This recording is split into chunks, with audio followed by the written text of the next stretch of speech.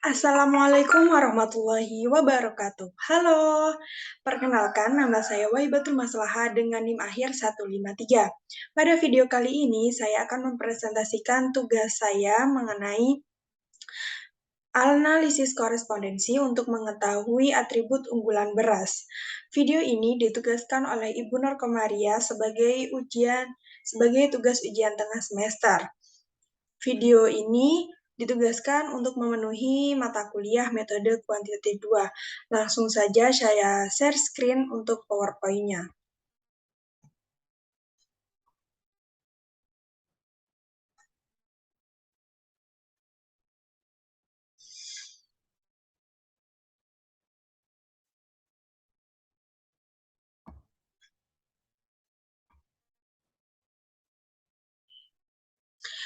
Nah, sudah saya bilang tadi bahwa saya akan mempresentasikan mengenai analisis korespondensi untuk mengetahui atribut unggulan beras. Langsung saja yang pertama tentang pendahuluan. Pendahuluan ini terbagi menjadi 4 poin. Yang pertama adalah latar belakang, yang kedua rumusan masalah, yang ketiga tujuan, dan yang keempat manfaat. Untuk latar belakangnya yaitu kenapa saya memilih komoditas beras, karena beras banyak dikonsumsi masyarakat Indonesia. Beras merupakan komoditas pangan yang sangat banyak dikonsumsi oleh masyarakat Indonesia. Komoditas beras mempunyai peranan penting untuk memenuhi keinginan dan kebutuhan konsumen yang terus-menerus bertambah. Maaf. Lanjut, untuk alasan yang kedua yaitu karena konsumen beras dari beragam kelas sosial. Beras dikonsumsi oleh masyarakat baik individu, rumah tangga, maupun usaha jasa. Konsumen beras pun terdiri dari beragam kelas sosial, baik ditinjau dari pekerjaan, pendapatan, kekayaan, dan variabel kelas sosial lainnya. Garis pendapatan konsumen menunjukkan bahwa perbedaan pendapatan yang diperoleh menyebabkan perbedaan pola konsumsi pada setiap konsumen.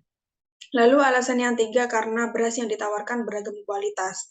Beras yang ditawarkan juga beragam dari yang kualitas medium hingga premium, dari yang tanpa sertifikasi organik sampai yang bersertifikasi organik, dan lain sebagainya.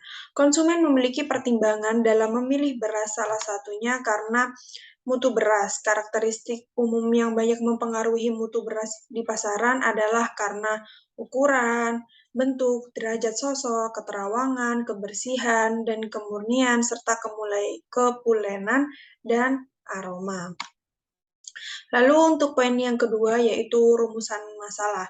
Berdasarkan uraian latar belakang penelitian tadi, maka yang menjadi rumusan dalam hal ini adalah atribut manakah yang menjadi unggulan pada 4 merek beras yang banyak dijual di pasaran, yakni merek Lahap, Leleh, Tawon, dan Bunga. Lanjut untuk poin yang ketiga yaitu tujuan. Tujuan penelitian ini adalah untuk mengetahui atribut unggulan pada 4 merek beras yang banyak dijual di pasaran, yakni merek Lahap, Lele, Tawon, dan Bunga. Penelitian ini menggunakan analisis korespondensi.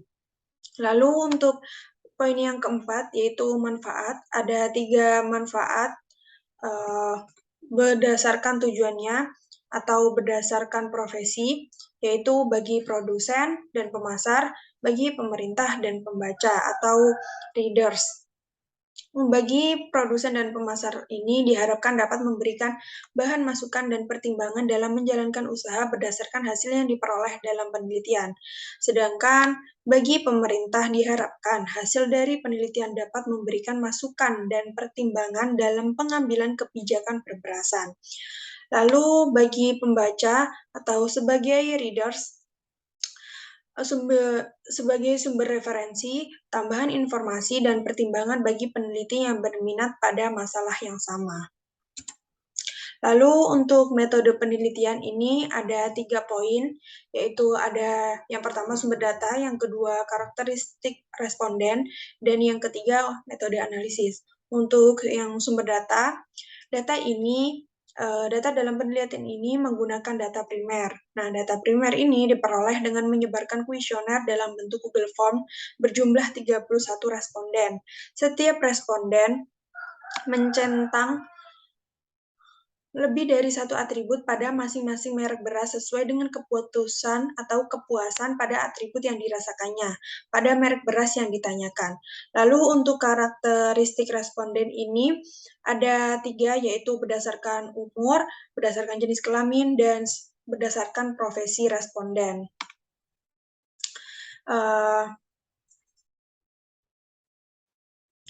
Umur responden berkisar antara 17 sampai 30 tahun. Namun responden terbanyak adalah konsumen berusia 19 tahun. Ini merupakan usia yang matang dalam pengambilan keputusan tentang beras yang dikonsumsi dengan presentasi terbesar yaitu 38,7%. Hampir seluruh responden berjenis kelamin perempuan yaitu sebesar 77,4%. Karena pengambilan keputusan mengenai konsumen beras sampai saat ini masih didominasi oleh perempuan. Dapat dikatakan bahwa sebagian besar pengambil keputusan pembelian beras dilakukan oleh perempuan. Profesi responden sangat bervariasi, mulai dari pengangguran, siswa, mahasiswa, pengacara, bidan, dan sampai juga ibu rumah tangga. Namun sebagian besar responden adalah dari mahasiswa, presentasinya sebesar 38,7%. Berdasarkan hasil kuesioner dari keempat merek beras yang diteliti, yaitu Lahap, Lele, Tawon, dan Bunga, merek beras yang sering dikonsumsi oleh responden adalah beras merek Bunga. Lalu untuk poin metode penelitian yang ketiga, yaitu untuk metode analisisnya, saya menggunakan 2 metode analisis, yaitu metode analisis deskriptif dan metode analisis korespondensi. Analisis deskriptif adalah analisis yang menghasilkan output data sampai pada taraf deskriptif, yaitu menganalisis dan menyajikan fakta secara sistematik sehingga dapat lebih mudah dipahami dan disimpulkan. Analisis deskriptif bertujuan menggambarkan sifat sesuatu yang sedang berlangsung pada saat riset dilakukan dan memeriksa sebab-sebab dari sesuatu gejala tersebut. Selanjutnya, analisis koresponden merupakan suatu teknik multivariat secara grafik yang digunakan untuk eksplorasi data dari sebuah tabel kontingensi yang mempelajari hubungan antara dua atau lebih variabel kualitatif. Dalam aplikasinya, analisis korespondensi juga dapat membantu penentuan posisi kategoris baris. Sebagai contoh adalah bagaimana menduga inti ketertarikan dalam persepsi panelis terhadap merek sebagai dasar untuk penentuan posisi pemilihan merek.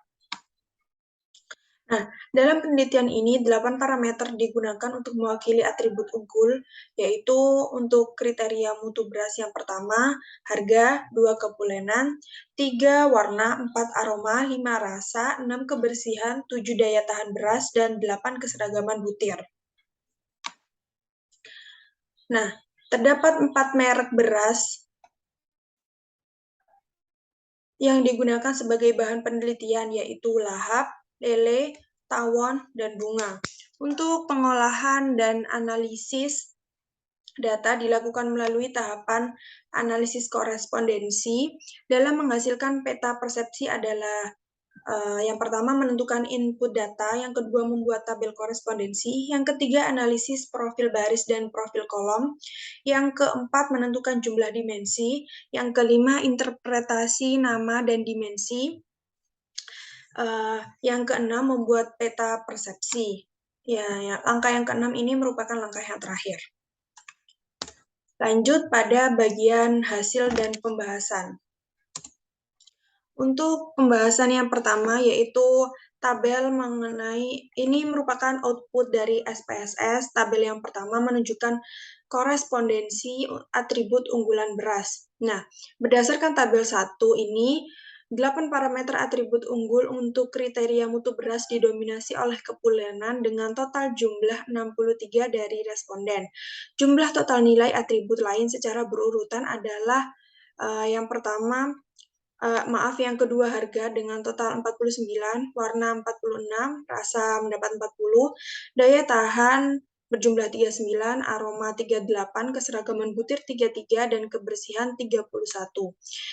Di sini mayoritas responden memberi nilai tinggi pada merek beras Bunga, yaitu sebesar 96, dan secara berurutan setelahnya adalah Lahap dengan nilai 86, Lele 81, dan terakhir yaitu beras merek Tawon berjumlah 76. Lanjut untuk output SPSS yang kedua, yaitu mengenai tabel profil baris. Nah, berdasarkan analisis korespondensi ini, pada tabel profil baris dapat dilihat bahwa nilai massa terbesar yaitu terdapat pada kriteria atribut unggul kategori kepulenan terbesar, yaitu sebesar 0,186. Penilaian responden yang terbesar untuk kriteria atribut unggul aroma yaitu sebesar 0,132, daya tahan beras juga 0,132, dan keseragaman butir 0,118. Terdapat pada baris merek beras tawon. Hal ini menunjukkan bahwa secara umum penilaian responden terhadap kriteria atribut unggul aroma, daya tahan beras, dan keseragaman butir berasal dari merek beras tawon. Lanjut di kriteria atribut unggul kepulenan yaitu sebesar 0,210 dan rasa 0,136 terdapat pada baris merek beras lele. Kriteria atribut unggul kategori harga sebesar 0,177 dan kebersihan 0,135 terbesar pada baris merek beras bunga. Sedangkan untuk kriteria atribut unggul warna terdapat pada baris merek beras lahap, yaitu sebesar 0,174. Lanjut di output SPSS yang ketiga, yaitu mengenai tabel profil kolom. Dapat dilihat bahwa nilai massa terbesar pada profil kolom terdapat pada merek beras bunga, yaitu sebesar 0,283, yang merupakan modus pada data ini. Pada profil tiap baris dapat dilihat nilai terbesar untuk baris merek beras bunga berada pada kolom kriteria mutu beras kategori kebersihan sebesar 0,419. Hal ini menunjukkan bahwa secara umum penilaian panelis terhadap merek beras bunga berasal dari kriteria kebersihan, yang berarti responden menyukai beras merek bunga karena kebersihan yang relatif memenuhi standar kebersihan. Merek beras lahap dan lele berada pada kolom warna beras secara berurutan yaitu 0,326 dan 0,304, yang berarti warna beras lahap dan lele ini dinilai cukup menarik untuk dilihat, sedangkan untuk merek beras tawon berada pada kolom keseragaman butir yaitu 0,273.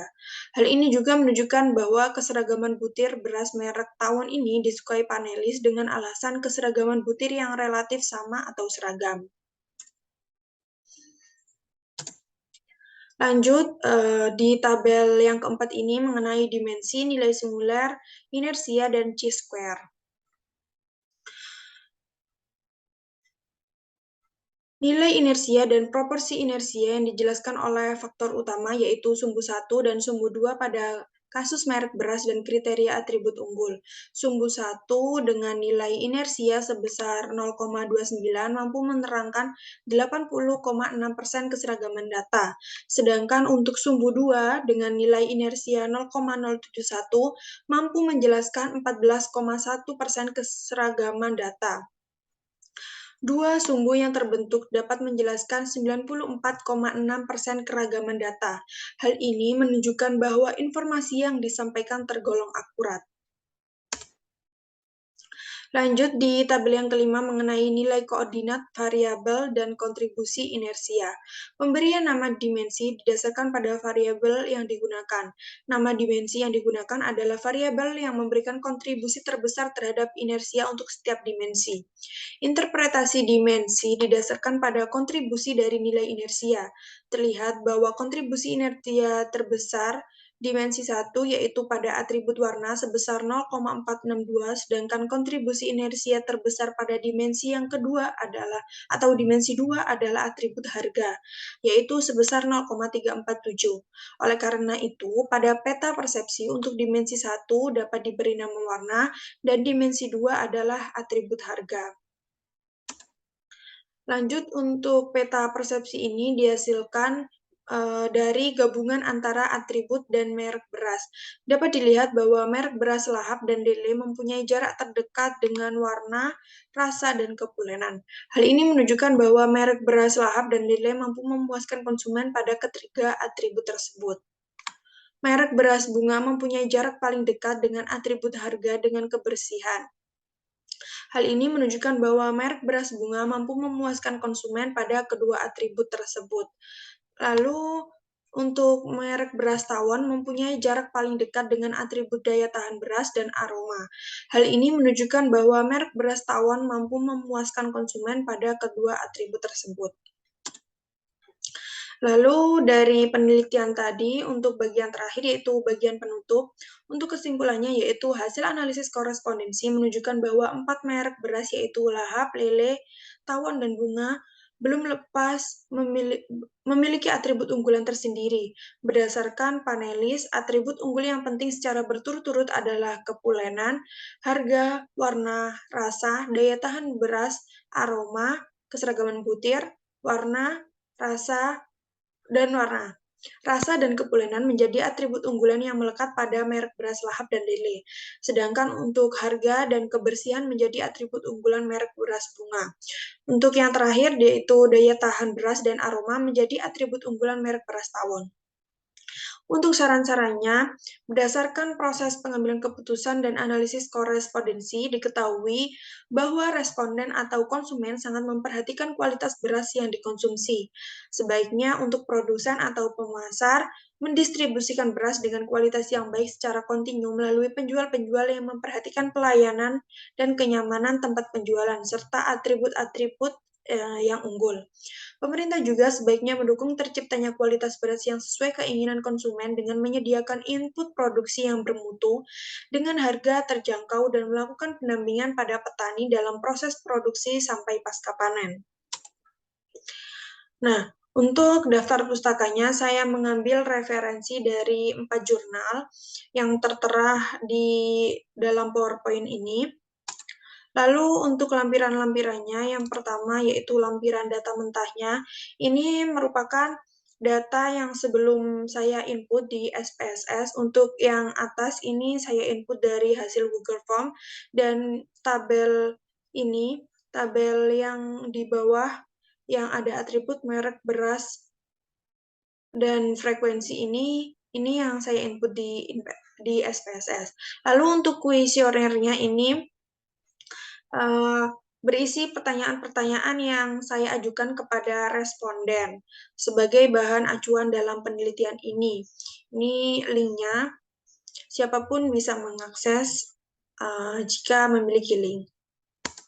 Lalu untuk output SPSS-nya ini ada 12 output yang tertera di output SPSS ini.